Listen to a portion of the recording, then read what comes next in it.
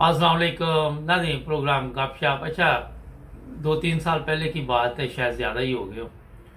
हुआ ये कि मैं गेटवे के एयरपोर्ट यहाँ पे लंदन से जर्मनी जाने के लिए वहाँ गया। तो प्लेन लेट था थोड़ा सा हमारा, मैं वेट कर रहा था और भी मुसाफिर जैसा कि आपके इधर में बैठे होते हैं वहाँ पे। एक लड़का आया, 30-35 साल का होगा, तो मेरे आके कहने लगा अस्सलाम वालेकुम। मैं कहा वालेकुम सलाम। कहने लगा मैं आपका फेसबुक फ्रेंड हूँ। मैं क्या अच्छा, क्योंकि मेरे 3-4 अकाउंट है फेसबुक के, तो वो सारे याद भी नहीं रहता, शक्लें वगैरह भी, नाम वगैरह भी उसने बताया, मेरे जेहन में ना आया। खैर, बैठ गया, गपशप शुरू हो गई। तो मैंने कहा आप कहाँ होते हो? कहने लगा कि मैं लंदन में होता हूँ और मैंने यहाँ से जर्मनी जाना है, जर्मनी से मैंने डेनमार्क जाना है और मेरा एक पूरा दौरा है। तो मैंने कहा क्या करते हैं आप? कहता मैं किसी कंपनी में सॉफ्टवेयर इंजीनियर हूँ और बड़ी अच्छी जॉब मुझे मिली हुई है, बड़ा अच्छा बड़ी इज्जत अल्लाह ताला ने दी हुई है। तो ये कंपनी ने मुझे ये खर्चा दिया, जितना भी टिकट का है, अखराजात है, मुझे टैक्सी छोड़ के गई, आगे भी बाकायदा तौर पे टैक्सी पे जाना है।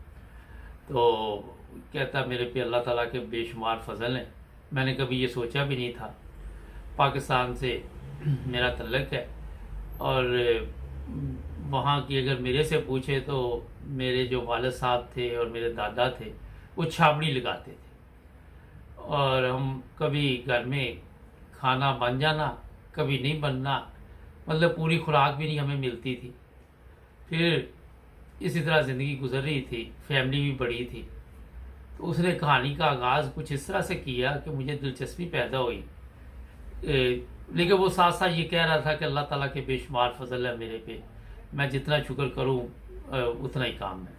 तो मैंने पूछा कि आप फिर यहाँ कैसे पहुँचे और तालीम कैसे हासिल की? तो बड़ी हैरानगी की बात है कि उसने कोई उसमें शर्म महसूस नहीं की। उसने ये नहीं देखा कि आज मैं यहाँ यूरोप में फिर रहा हूँ और कोई झूठ बोल लूँ। बिल्कुल कहने सच से उसने मुझे जो बातें बताई, मैं मेरे लिए भी वो हैरानगी की बात थी। वो कहने लगा कि हमारे घर में जिस तरह आपको बताया हालात ऐसे ही थे।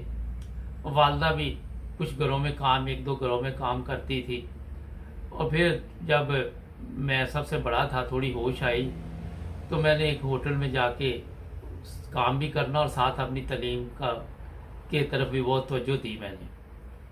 इसी तरह मुझे शौक़ भी था तालीम का।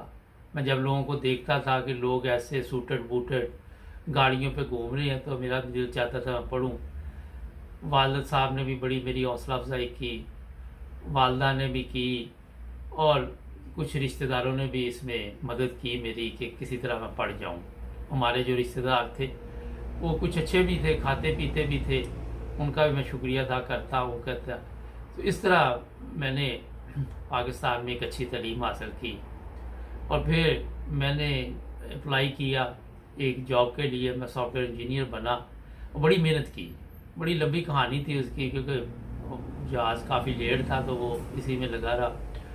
उसमें बताता रहा कि कई दफ़ा जिस होटल में मैं काम करता था मालिक ने नाराज़ होकर मेरे पे तशद्दुद भी किया, कई कुछ हुआ वहाँ पे, फिर भी मैंने हिम्मत नहीं हारी और जदोजहद करता रहा कि एक दिन इसका फल ज़रूर मिलेगा।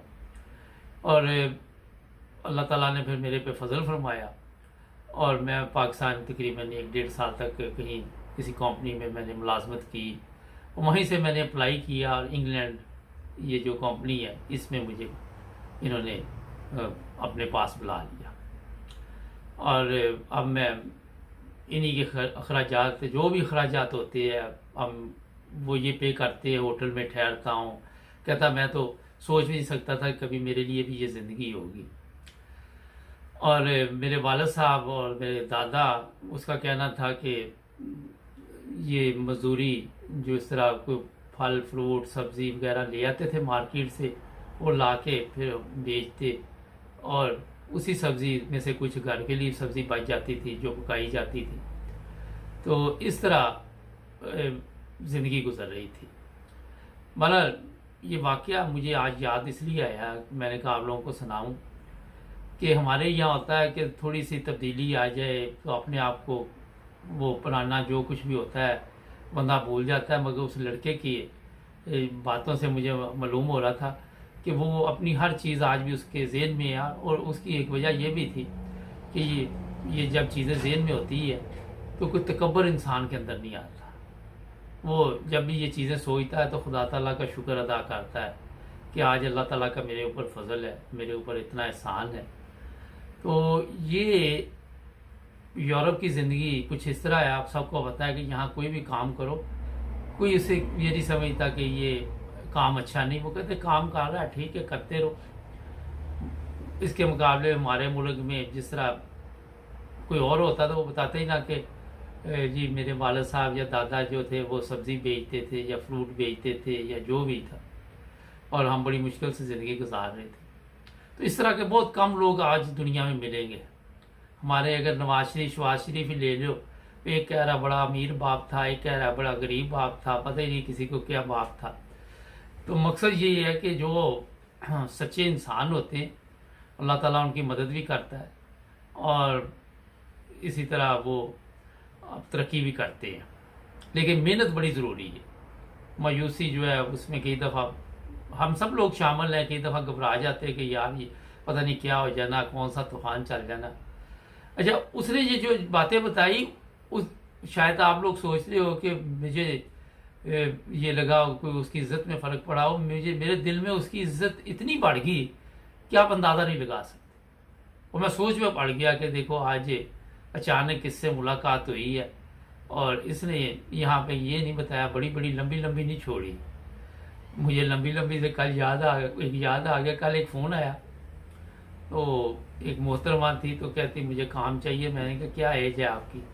कहती मेरी है तो वो मतलब तो 42 साल, लेकिन मैं लगती 21 की हूँ। मैं कहा वो इतनी लंबी छोड़ दी आपने, तो मैंने कहा हाथ हौला रखो ज़रा, बहुत ज़्यादा हो गया। तो 2-4-5 साल का तो होया।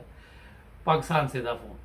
तो पाकिस्तान में जो लोग हैं उनको भी ये सीखना चाहिए हमारे कि किसी को मुतासर इस तरह भी नहीं आप कर सकते। उसने जिस तरह मुझे जो कुछ बताया मैं उससे एक तो खुश भी हुआ, उसकी बातों से मुतासर भी हुआ।